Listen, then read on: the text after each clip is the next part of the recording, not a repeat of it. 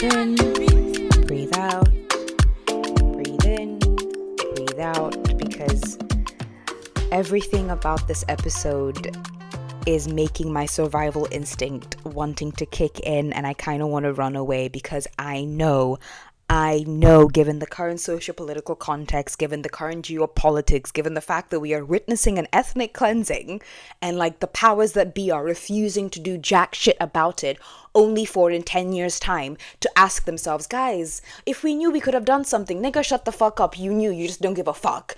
Point is, a lot of different emotions, many of them having to do with frustration, aggression, anger, dejection, have been brought up whilst writing this episode. And so, yeah, I just want to run away because I'm an avoidant bitch and I don't want to deal with my shit. But nevertheless, here we are, intellectualizing my emotions rather than feeling them, because once again, I am an avoidant bitch. But today, enough foreplay. Today, we're going to be talking about Zionism in Africa, specifically the Uganda plan. Now, I have discussed this before in brief in my episode about the White Highlands. Oh, by the way, hi, ho, hello. This is the Utajo Hujuri podcast. Welcome. Happy New Year. This is officially the first episode that I am recording for this new year. I'm so sorry. I forgot to do this introduction at the top because a bitch was fucking anxious. But I'm okay. Are you okay? I'm assuming, because I can't hear you, that you are either fine or not okay or somewhere in between or both or neither. Either way, I just want you to know that things are going to get better. I don't know when, but things are going to get better. So hi. Back to the script, because yeah, this episode had to be meticulously scripted because of what we are talking about, which is once again Zionism in Africa. Now, recent events have made it absolutely necessary to discuss the history of Zionism outside of Palestine, and I want to do this for two reasons. First, the justification I've heard from a lot of Zionists is that they belong to the land of Palestine too, that it is their home, and that they just simply want to go back. And historically speaking, this is not true, because this reasoning makes it sound like Palestine was the only option for Jewish settlement when settler colonies in Argentina, Mesopotamia, Brazil, Mexico, Texas, Canada, and Kenya, as we will discuss, were all considered at the Zionist Congress, I think the 6th and the 7th Zionist Congresses, and ultimately all these options were rejected by narrow margins, which is to say that Palestine was not your destiny. Palestine was a choice that you made. And framing it as an intentional choice that you made helps further contextualize everything that is going on right now as the consequences of a deliberate choice. Even if this was your God-given destiny, even if Palestine was your God-given destiny, that would not obfuscate, that would not justify or in any way excuse what is currently being done to the Palestinians, all right? Which then takes me to the second reason why I think we should be talking about the Uganda plan, at least a lot more than we do. And that's because it is a very critical episode in the development of Zionism as an ideology and in firming up its territorial ambitions. Now, before I begin, let me make this very fucking clear. Anti-Zionism is not anti-Semitism.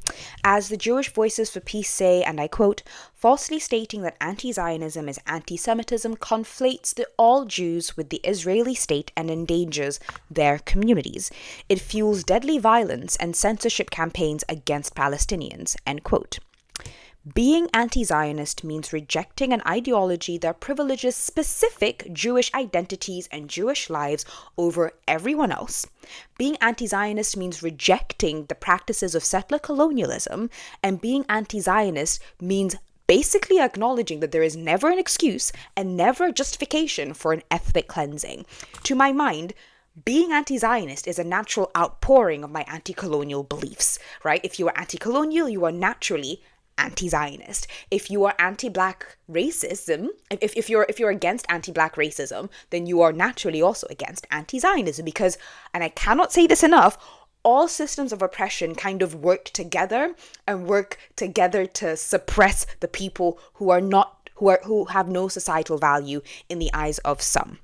But having said this, I am not an idiot. I know that anti-Semites use the legitimate critiques of that can be leveled against the taste of Israel to fuel their hatred of the Jewish people, and that is fucking disgusting. We have to be intelligent enough as a people to separate a people from the actions of their state, and we must also be vigilant to stamp out anti-Semitism and call it out wherever we see it. It is unacceptable and will not be tolerated on my platform, nor will crying the anti-Semitic wolf to deny the legitimacy of anti-Zionist critique be tolerated. Everyone, including myself, will be held to the standard. Capiche? Okay, now before I continue, just allow me to issue a bit of a warning, which is that I do read a lot of anti-Semitic quotes, especially because when we talk about the Uganda plan, one of the reasons why it failed was because the white settlers of Kenya were virulently anti-Semitic. And so to kind of explain why it failed, I will be reading out some of the things that they said and they argued, as well as debunking it and basically calling them out for their anti-Semitism and their stupidity. Having said it, I have tried my best to not have it be too gratuitous. Like anytime it's in the script, it is there on purpose, in the sense of like I'm quoting a historical figure and it is important a piece of context in order to understand the kind of story that I'm trying to tell you. All right, are we good? Wonderful. Todie. And also, please God help me. So, let's get started. But you know what kind of podcast this is. You know what kind of vibe we like. Got the tone switch. Anyway, you know what kind of podcast this is. You know what kind of vibe we aspire to, I don't know, engender in our audience and in our recording studio, which is now actually my room. I'm no longer in the closet because I finally got a mic and this bitch is loud. Like I am so far away and it is still catching every nuance of my voice. Oh, it's so nice. Point is, you know what kind of podcast this is. What am I drinking today?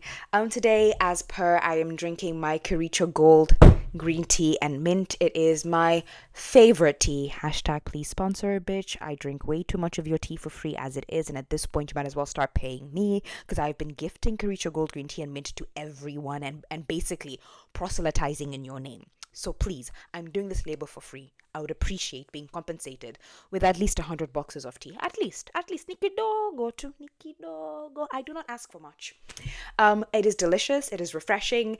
And I feel like tea is going to help keep me calm whilst I do the rest of this recording, because at various bits I do get quite annoyed. I had to rewrite the script multiple times to keep me and the story on track. So by the time we get to the end of this very, very long script, although not the longest script I've ever written, mind you, you will understand that Zionism isn't a static ideology. It is not fixed in stone. What we know it as isn't what it has always been. And the Uganda plan, as I said at the very beginning, is key to the development of this ideology. I also think the Uganda plan exposes the inherent contradictions of Zionism, that is, that an ideology born of the pain and suffering of Jewish people is willing to inflict that same pain and suffering onto others if it secures the safety of the Jewish people. And that's very interesting to me because I understand that, like, hurt people, like I get that. We've all done beginner therapy. But I'm also, it's very, for want of a better word, interesting to see this very personal philosophy and very personal practice and almost praxis turned into national ideology and then justified as a way of doing things. And that's one of the reasons why it's very interesting to me is because almost every single emancipatory movement realizes the interconnectivity of systems of oppression, which is to say, none of us are free until we are all free. But it seems that the Zionist school of thought is, never again will it be me. Like, that is their version of revolutionary politics. It is quite self-centered, and it makes it very difficult to empathize with its current trajectory. With its origins, I'm deeply empathetic to, because how could you not be? But its current trajectory, I don't know. Also, no. Therefore, this podcast episode will attempt to answer 3 questions. Number 1, What is Zionism? Number 2, what was the Zionist plan for Africa? And number 3, why did it fail? And yes, I am treating this like a lesson because the clarity of a lesson structure allows me to be fucking clear about what I'm trying to do. So for the rest of the session, please call me Miss Aileen or Madam if you're nasty. Oh gosh, this is gonna be such a bleak episode. Um, this takes us all to like a pre-question, which is, what is Palestine? And I wanted to start here for grounding Palestine because this land, specifically the land itself, is the object of lust for Zionism. It is their end goal, or rather, it became their end goal after 1905. It is the reason why they rejected the option to start a Zionist state in Kenya, and they're also trying to erase Palestine as well as we very speak. They're doing it through history, they're trying to erase their people and trying to appropriate its culture. So first, it is very important to note that like Palestine predates Israel. And before you say, but oh, it's in the Bible, let me remind you that that is immaterial. A religious affinity to the land does not give you a historic right to that land. To quote Edward Said, and I quote, "This is an instance of interpretive mischief, using a past dream to obliterate the realities lying between past and future," end quote. The realities of migration and settlement elsewhere, and the fact that the resettlement of Palestine would have necessitated overwriting and obliterating Palestinian existence. These are not my words, although, as in they are, but this is not my opinion. This is also me paraphrasing quotations that I've heard from existing Israeli government officials and also the founding fathers of Zionism. Here's one right now. Moshe Dayan, an Israeli military leader and politician, said in 1969, and I quote, "There is not one place built in this country that did not have a former Arab population." End quote. They had to eradicate Palestinian realities to create a fictionalized claim to the past. And all this takes us to a very important question, the first question. What is Zionism? Speaking incredibly broadly, I will use Shlomo Sand's framing. My speaker just went off. I will use Shlomo Sand's framing of Zionism because I find it incredibly telling. He says, and I quote, "Zionism is a response to an emergency situation." And that situation is the reality of Jewish persecution and anti-Semitism.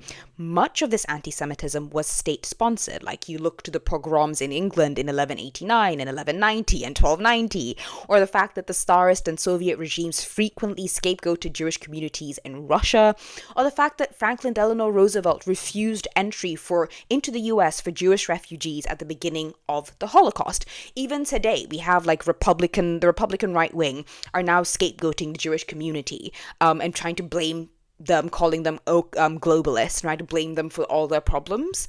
And of course, we cannot forget the Nazis. But in particular, like the specific instances of anti-Semitism that contributed to the birth of Zionism was the Pale of Settlement and Tsarist Russia, basically in the 19th century or the 1800s, where life for Jewish people was just truly horrific. At this point, I'd highly recommend reading Joseph Roth's The Wandering Jews, if you'd like a first-hand account of what it was like to be an Eastern European Jew in this era. In it, he talks about the systematic and persistent discrimination and violence that Jewish people were subjected to in the era before the Holocaust, and the ways Jewish people navigated this prejudice. In his book, the inevitability and goals of oppression cannot be denied, even if he's not very clear in stating them. It's very clear if you just kind of do the math and think for yourself. And that goal is the erasure of the Jewish people. In short, and to summarize this incredible book, Jewish people were forced to live in ghettos where they were denied the most basic government services. Their movements, job opportunities, and civil rights were heavily restricted. And they were the victims of frequent pogroms, which is when a bunch of Gentiles, or like non-Jewish people, enter into a Jewish community and burn everything to the ground, loot everything, and basically do their best to kick or to create a very difficult living situation for the Jewish communities there, so that they will leave. That is what a pogrom is. And Jewish people, as I said, were the frequent victims of these mass instances of violence. And this is the environment in which Zionism was born. Hence, Shlomo Sand's framing of it as a response to an emergency situation. Because let's be very honest, this was an emergency situation. And in this situation, I can imagine the only thing you're looking for is a sense of security and safety, and you just want the space to be left the fuck alone. Like, you just want to feel safe and build a home for yourself, and you'd want the freedom and the space as well to set up roots. Now, framed in this way, Zionism feels rational, dare I say, when framed in the context of Jewish oppression. It is not only reasonable, it feels legitimate. Of course, Jewish people deserve a home of their own. Everyone does. Everyone does. But I also feel it very important to say that being hurt does not allow you or justify you hurting other people. This is a lesson we learn when we are children. It is a shame that it is not a lesson we all had to learn, but then again, very clearly we were all brought up very differently, but I'm not even gonna go there because that's defeating the point. Now that I've just described to you the emergency situation, let me explain to you like what Zionism is and the different types of Zionism that we're going to be talking about today. So first things first, there are multiple types of Zionism. They are interrelated and often build upon each other, but it is important to distinguish between them because they didn't all appear at the same time. The two that concern us here are political and territorial Zionism. Political Zionism was popularized by a man called Theodor Herzl. It was born from Herzl's experience as a Jewish person living in Europe, and shit was real bleak, to put it lightly.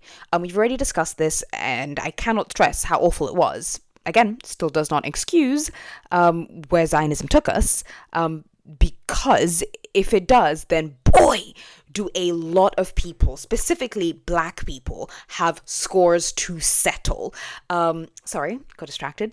Point is, whilst Herzl was living in Paris, he grew increasingly convinced that continued Gentile-Jewish interaction would only result in anti-Semitism. It could only result in anti-Semitism. Writing in Der Judenstaat, and I quote, "The Jewish question persists wherever Jews live in appreciable numbers. Wherever it does not exist, it is brought in together with Jewish immigrants. We are naturally drawn into those places where we are not persecuted, and our appearance there gives rise to persecution. This is the case and will inevitably be so everywhere." End quote. Well, I'm not one to tell you how to respond to your trauma, but I should also note that by that same logic, racism and any kind of racial conflict is inevitable whenever people of different ethnicities or racial backgrounds are together in the same room, and therefore the solution for this is to remove the victims and not punish the aggressors. Like that's what it sounds like you're saying, and like again, I completely understand how, after centuries of this shit, you'd come to see your oppression as inevitable, and I also understand how you'd come to believe that your people are fundamentally different from everyone else, and how they constitute an absolute other that, for their own protection and safety, must be removed from the general public. I mean, I feel like even in the US, after the Emancipation Proclamation, you had the rise of kind of black communities that were, supporting themselves and funding themselves. A really good example of this is Tulsa, before the Tulsa race riot, because they were a self-serving black community that was quite wealthy before white people, were kind of like, oh, no, these niggas have, and they said niggers, have these wealth and they're richer than me. Oh, that makes me feel insecure and weak, because they're supposed to be worse than me. They're supposed to be trash. Okay, I don't like this at all. So again, I completely understand where he's coming from, even if I disagree with the conclusion. Thus, Herzl ends Der Judenstaat with a call for a Jewish state, specifically in Palestine. That was around 1897, and he specifically called for a home where the Jewish people could be safe and have the freedoms of self-determination and be able to congregate together as a unified, homogeneous people. And so in 1897, Herzl convened the first Zionist Congress. Here, the ethnic identity of the Jewish people was cemented, as well as the final goal of Zionism, which was, and I quote, "The aim of Zionism is to create for the Jewish people a home in Palestine secured by public law," End quote. And this is according to the Basel Program of 1897. Palestine was chosen, again, chosen, because Herzl recognized its symbolic power. With Palestine on the docket, everyone could get on board and do the necessary, which is migrate. Mind you, to a place that already has people living in it, but no matter, Herzl had a plan for them. Palestine held this symbolic power because it was believed to be the ancestral homeland of the Jewish people. For more information about why this is a tenuous and problematic argument to make, I would recommend reading Shlomo Sand's works, in particular The Invention of the Jewish People and The Invention of Israel, because interrogating this claim is beyond the scope of this episode, and I will not be getting into it. Herzl was aware that Palestine already had people living in it, as were a lot of early Jewish Zionists. Everyone was kind of aware that, like, ayo, I know we're all saying that we should all be migrating to this land, but like it's not empty. There are very clearly people who were there, and like I would imagine these people might have or might not respond positively to being kicked out of their homes. But this recognition that yes, there are people there, and yes, we would go there to supplant them, suggests this very early connection between Zionism and colonialism. In fact, in 1896, before Palestine was declared to be the homeland of Israel homeland of the Jewish people and the ultimate goal for Zionism, the Jewish Chronicle proudly proclaimed that, and I quote, Jews possess at least 3 of the most important qualifications which go to make successful colonists: climactic adaptability, linguistic talents, and trading instincts, end quote. This feeling comes from the sense that Jews in the diaspora, aka Jewish people living outside of Palestine, constituted a colony because, they were outside of their home. And Africa was central to the reimagining of Zionism as colonialism and the Jewish people as colonizers. As Eitan Bar Yusuf said, and I quote, Africa is a space in which personal and national fantasies can be acted out and made explicit, end quote. So, as Jewish persecution increased across Western and particularly Eastern Europe, Herzl considered other options. In particular, the 1903 Kishinev pogrom got Herzl to reconsider settlement anywhere else, in particular East Africa. Even though practical Zionism had begun to create a path into Palestine from around the 1800s, with a lot of Jewish migrants moving into Palestine and settling there, the levels of migration were not enough to realize a Zionist state, at least not for Herzl. Quoting from Yitzhak Conforti, and I quote, according to Herzl, the Jewish state would not be built by purchasing private lands in Palestine, but through achieving international recognition through the chosen representatives of the Jewish people, end quote. And history has shown him to be right, with horrific consequences.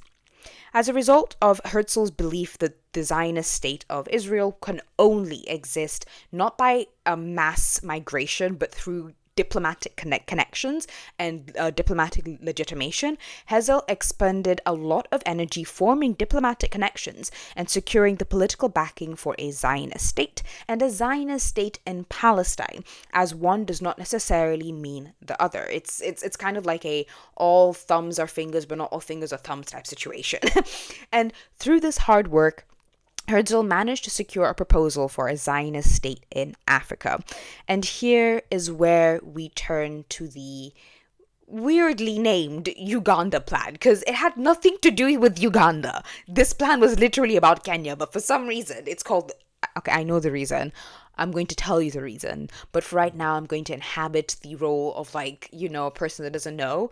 And trust me, it's deeply frustrating because it sends the wrong message that it was about Uganda when it really was about Kenya. Anyway.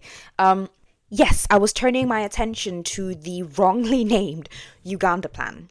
Now, Herzl drew inspiration from British colonizers in his imagining of the Zionist state. At this point, I do want to make a quick note about terminology, which is something I should have done further up here. I feel like I did at some point in the script, but I did not talk about it.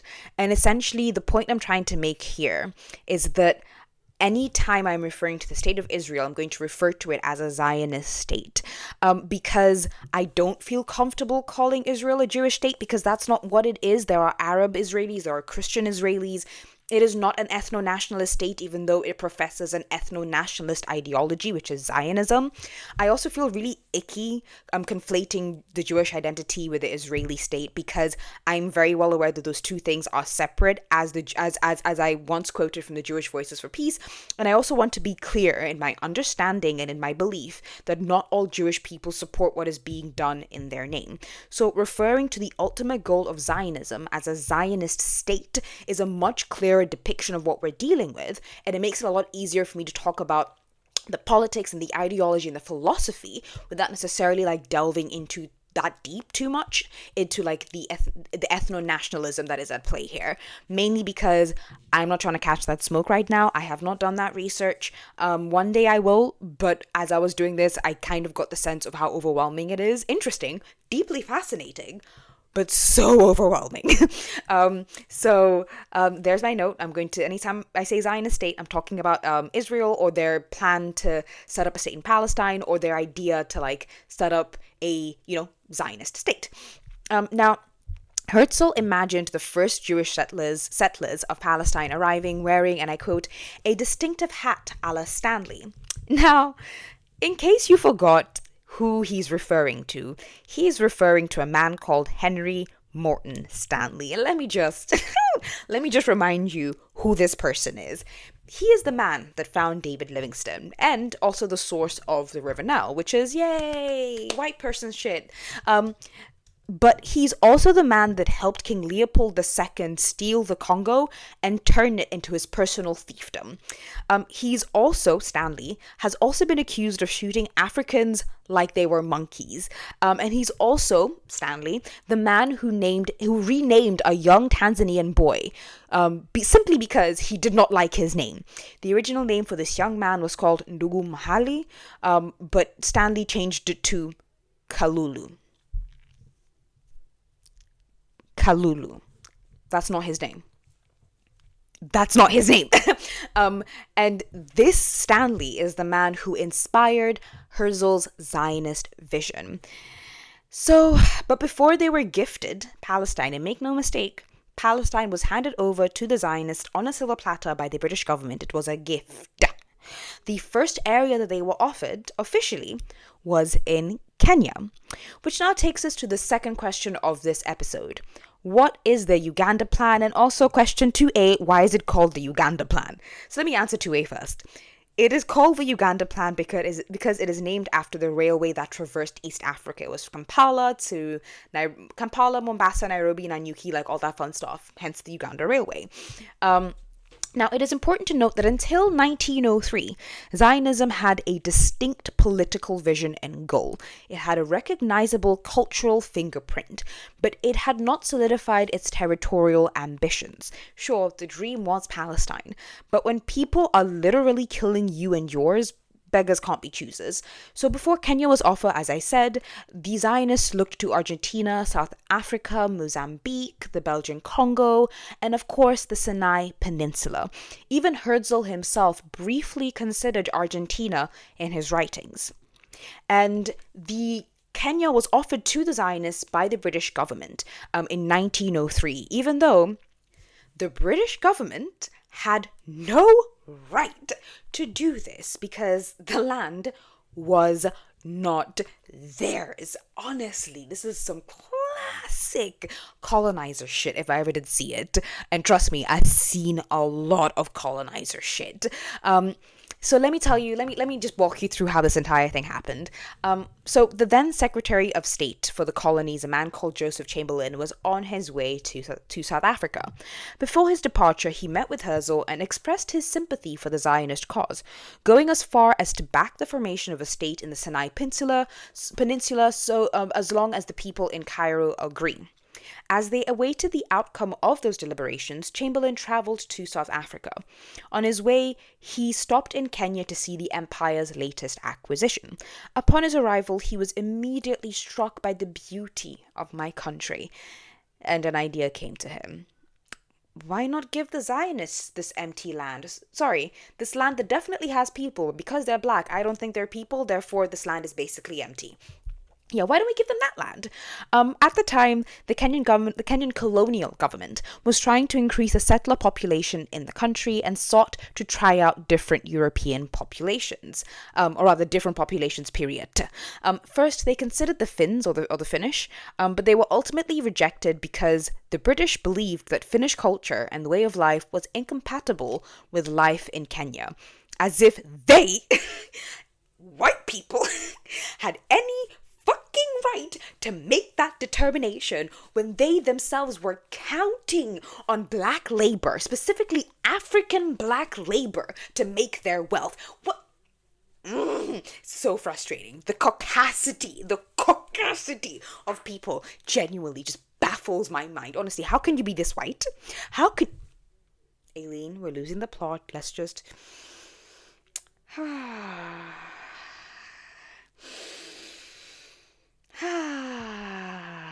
Okay, where was I? So yes, after the local colonial government and the British government back home rejected the Finnish settlement, they considered inviting Indians to colonize Kenya because, again, whiteness is, and say it with me, class, a social construct. Very good. And because whiteness is a social construct, the white settlers also rebelled against this idea hard. And that's when Chamberlain had the brilliant idea of inviting the Zionists to colonize Kenya in August 1903. Now, I bet you're wondering, wait, hold up. Why? Why would the agent, no, the manager of the British Empire offer valuable, newly acquired land to people who would not be considered to be British whilst in the UK, let alone even white or Anglo-Saxon within the UK? Because again, the goal was to increase Anglo-Saxon settler population. Like, that was the goal as the settlers in Kenya saw it, and ultimately as Chamberlain saw it himself. So why did he offer a substantial bit of Kenya to the Zionists? Did he do this out of the goodness of his heart, or is this politics, or is it a little bit of both? Please, it was not done out of the goodness of his heart. It was good old-fashioned politics.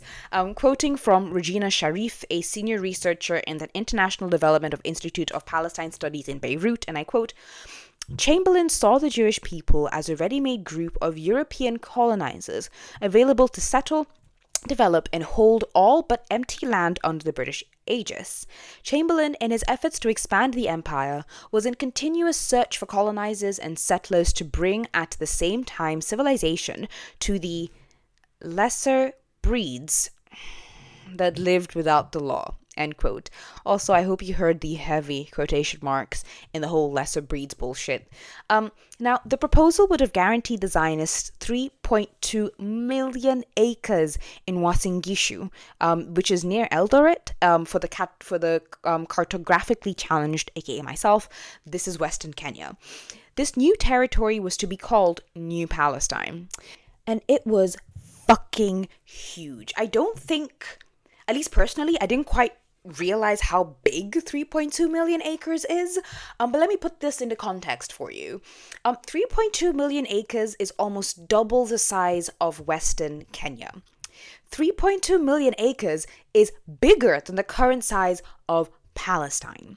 It is larger than Puerto Rico, bigger than Cyprus, bigger than Lebanon. It is bigger than Qatar. It is about the size of the Falklands Islands, and slightly smaller than the Bahamas. Like, this is how much land that they were about to be given. Again, land that the British had absolutely no right to apportion. And in this land, or in this new Palestine, the Zionists would be allowed to set up basically their own state within a state. They'd have their own rules, administrative procedures and norms, justice systems, everything. Now, before the Zionists, before the Zionists even had commented on this plan, the white settlers in Kenya had already lost their goddamn minds. And the reason I'm laughing is because white fragility is truly a thing to behold, because it stands in stark contrast to the idea of like whiteness as this strong, powerful thing, when white people are so fragile. They are so fucking fragile. Now, in 1904, led by Lord Delamere himself. The settlers let their anti-Semitism hang.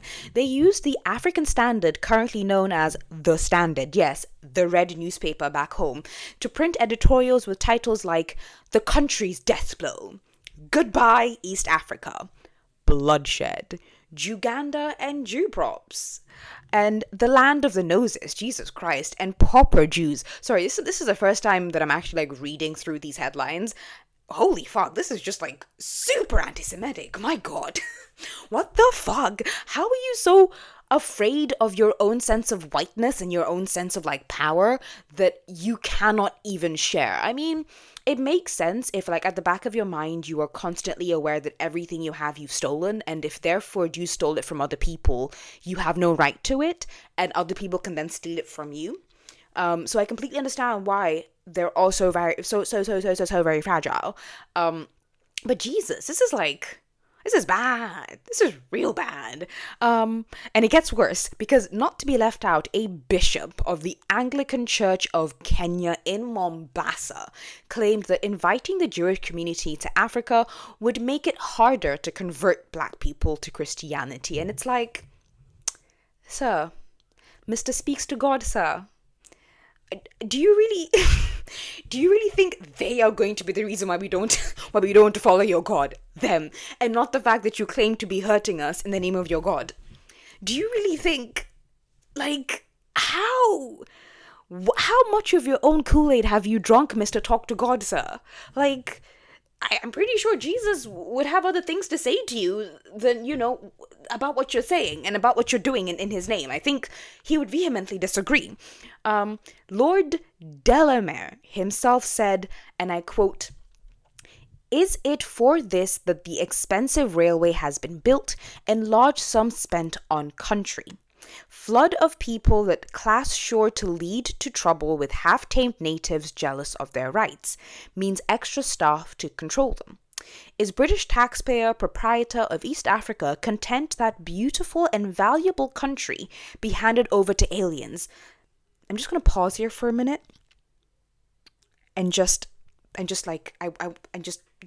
highlight the fact that he is calling a group of other Europeans aliens as if he is a native of Kenya, as if he is nothing more than a settler and a thief who took land that, or rather was given land or bought land that did not belong to him.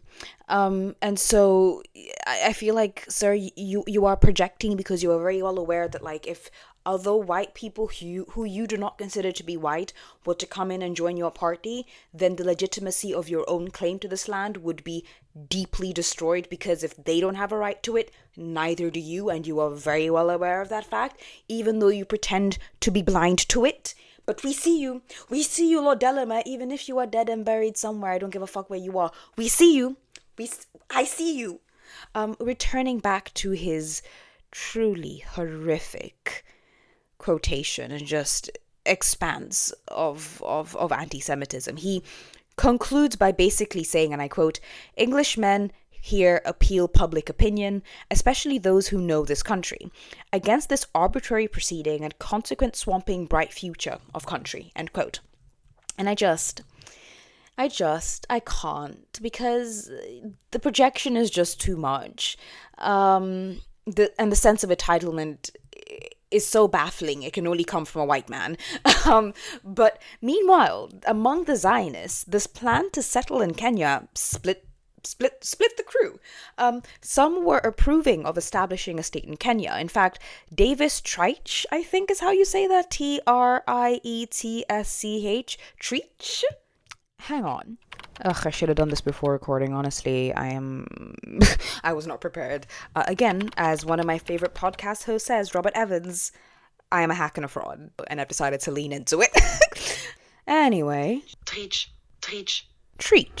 Okay, I got it. Treitsch. Davis Treitsch.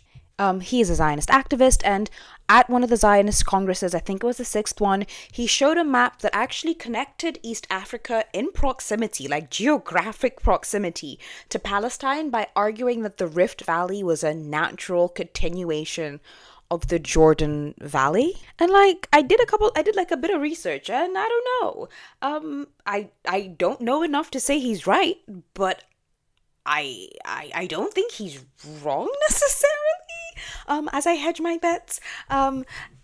And then you also have some other people at that same Congress who were making connections between the lions in Kenya and the fact that you have like the Lion of Judah, right?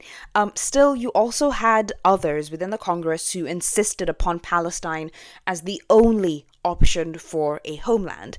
As Bar Yusuf reflects, and I quote, the proposal for settlement in East Africa created an internal conflict within the Zionist movement. Zionism as a movement was forced to decide as a question of principle. Was Zionism a movement that represented the Jews' right to sovereignty, or a movement that aspired to realize the Jews' historical right to the land of Israel? End quote. Because again, those are two very different things. As I said in the very beginning, the Zionist state is not the same thing as a Zionist state in Palestine. Two very different things. And as they deliberated in Europe, the British and Zionists discussed the feasibility of the Uganda plan.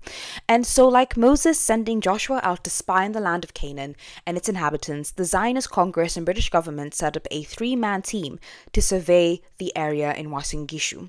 It was comprised of an Englishman called Major A. St. Hill Gibbons, a Swiss professor called Alfred Kaiser, and a young Jewish Russian engineer called Nahum Wilbusch. Each of these 3 men represented a major monotheistic faith, with St. Hill Gibbons representing Christianity, specifically Protestantism. Wow, that is a word. The Swiss professor, surprisingly, representing Islam, because apparently he converted to Islam to facilitate his research, but still, a conversion is a conversion, and I really hope he stuck to it. And last but not least, Nahum Wilbusch was a Jewish man, specifically an avid Zionist whose entire family, himself included, was down for the cause of Palestine as the new homeland.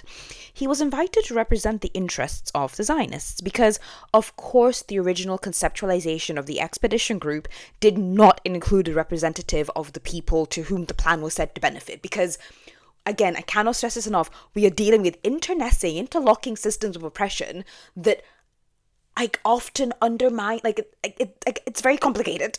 And so off the 3 men went for a 5-week stay in Wasingishu. And like the 12 spies who surveyed Canaan, these 3 men reached very different conclusions about Wasingishu. Upon their arrival, Wilbusch was disappointed by everything he saw. All he saw was dry, desolate land. And need I remind you, we are talking about Wasingishu in the Rift Valley of Kenya, which is one of the most agriculturally rich places in the country. It is a place where our wheat, one of the places anyway, that grows our wheat and our maize and sustains our dairy farms as well. And all Wilbusch saw in this lush green environment was dry and desolate land. He concluded his report with, and I quote, "Where nothing exists, nothing can be done." Yet, the situation becomes even more bugfuck because none of them agreed on what they saw. According to Bar Yusuf, and I quote, Gibbons saw one of the finest pieces of country within his experience. He saw rolling grass downs with a thick growth of sour veldt pasture. He saw anything but a desert, end quote. Now, it is possible that Gibbons, the English Christian man, was towing the government line here and was telling the British government what they wanted to hear about Kenya, specifically so as to justify their, acquisition of this country. But then his words are buttressed by the fact that I've seen Wasingishu for myself. That shit is so green. In fact, there was even a Jewish settler who moved to Kenya around that time, called a man called Mr. Sulsky, and he defended the proposal and the plan, saying, and I quote, Wasingishu has splendid forests of timber, abundance of water, good soil, and a very healthy climate to live in. This is the end quote. Now, let me pause before I continue with this man's quotation because it's just such colonizer energy. Because he then goes on to add, Wasingishu also has cheap labor. Because of course Zionism and colonialism go together like French fries and ice cream.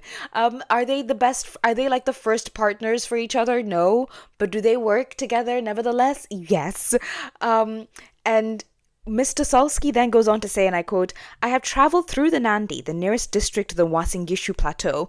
I could not pass through a village without being offered honey, milk, and some sheep. And do you not see this man very deliberately using the fact that like Canaan was called the land of milk and honey? Right, very very deliberately using that same imagery and that same symbolism to defend this potentially new homeland. So again, where was Wilbush looking that was so dry and desolate? Perhaps his ashy skin, because we both know white people don't moisturize for shit. You know what? That was out of pocket. I'm still keeping it in though. Still out of pocket. And also, like, what am I defending here? Because, like, did I want him to give Wasingishu a favorable rating? No, because of what's happening in Palestine. No. But I would appreciate it if he represented Kenya truthfully and not ideologically. Like, I wish he had been honest about the fact that in his report that Kenya is perfect, it's gorgeous, but it's not Palestine. Like, I would have given him a lot more respect for saying that than for trying to lie to my face. Because, like, sir, like, I really think he was counting on the fact that many people would not travel there, so he could literally just speak, and very few people would be able to counter check his claims about the country. Still, this, like, another clear example of, like, Wilbush generally looking at Kenya through an ideological lens and not literally was the fact that he assessed Africa and Kenya specifically and the land that they were given as a land without a people. Remember that this was one of the earliest Zionist slogans, and it's something that you hear being peddled around today. And the slogan is, a land without a people for a people without a land. So surely, if Africa was as barren as Wilbush claimed, then it would have been the perfect Zionist settlement, right? Remember, because if what you're looking for is a land without a people, so that your people without a land can go live there, then if it's empty, then it's great. It's perfect. But then this also reveals another inherent contradiction of Zionism. Thus, and returning to Bar Yusuf, and I quote, in Africa, the Zionist pioneer suddenly admits that the vision of a land without a people for a people without a land is pure fantasy. It is precisely an inhabited land that Wilbush wants for this colonialist project, end quote. Why? Because it is a lot easier to steal that which already exists than it is to try to build for yourself from scratch. Especially since you are in a new environment, with new animals you have no idea what the fuck are, with new agricultural practices, new soil that you're working with, and the only people that know how to do any of this are the previous inhabitants, or rather the current inhabitants of the land, because they've already done all the work in figuring out how to survive in this place and thrive in this place. This is knowledge that you can build upon and appropriate. This is how colonizers survived everywhere they went.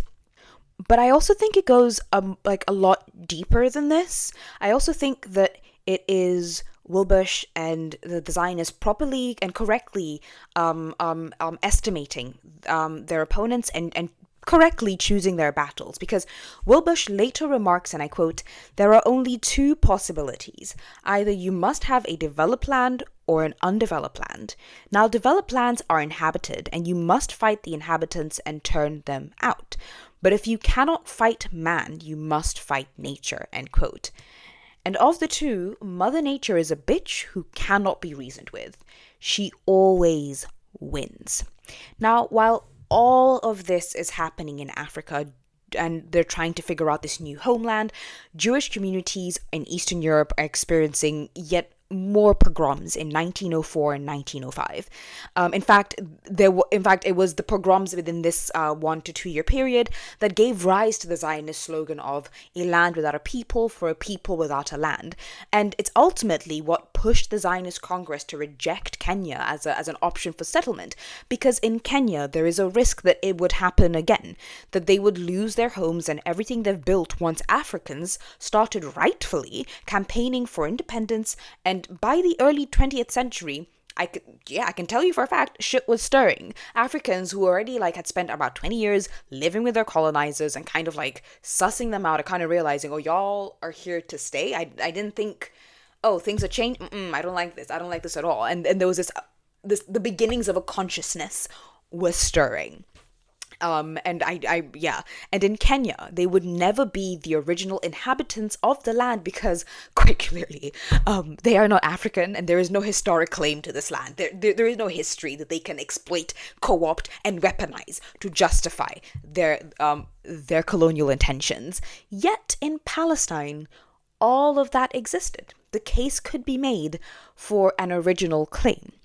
Therefore, the Uganda Plan brought into sharp relief the territorial dimensions of Zionism, where until this moment, the ultimate vision and cultural Zionisms had only been cemented. The Uganda Plan and the crisis that followed cemented Palestine as the only option, hence Palestine or bust. It also cemented the connection between the Jewish people and the Jewish identity with Palestine, the land. It affirmed that the ultimate goal of settlement was to move to Palestine, and it also laid the foundation for the Balfour Declaration in 1917, because Herzl was the one who negotiated with Chamberlain for Kenya, and through this negotiation, he got together with men like Lloyd George, and I think his name is Alfred Balfour, and he met all these people, and even though he died before the Balfour Declaration, the fact that he had already started to create that path meant that it could be followed. And that's it. That is the end of this particular story or retelling of an event in history. To end, I would like to end with this quote from a man called Zeb Jabotinsky. He was a liberal democratic Zionist who believed in granting Arabs equal rights to the Jewish people in the territory of Palestine. And yet even he said these words, and I quote, "Zionist colonization must either be terminated or carried out against the wishes of the native population. This colonization can therefore be continued and make progress only under the protection of a power independent of the native population, an iron wall which will be in a position to resist the pressure to the native population." End quote.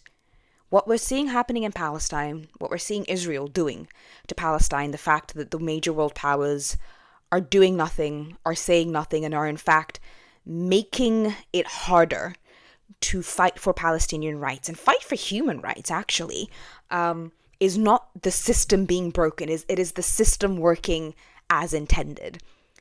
This was always the plan. The plan was always to get, or rather the plan at some point became and now has become and has been, to get the backing of a powerful nation to support your claim and to help you resist the calls to respect the rights of the people whom you are colonizing.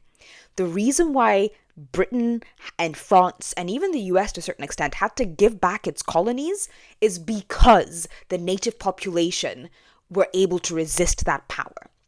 Right? But now Palestinians, we are trying, everyone on this side is trying on their behalf, and we're going to keep on trying for them. But remember that right now what you're seeing is the system working as intended. And to solve it is not to double down and figure out how to rework the system. To solve it is to admit that the system was created broken and to create a new one. Don't you think it's about time? Anyway, bye.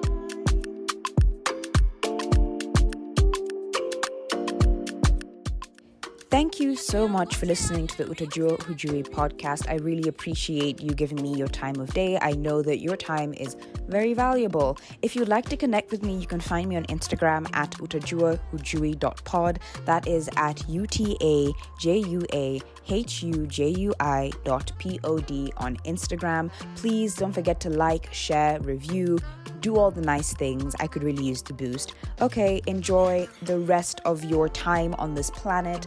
Goodbye.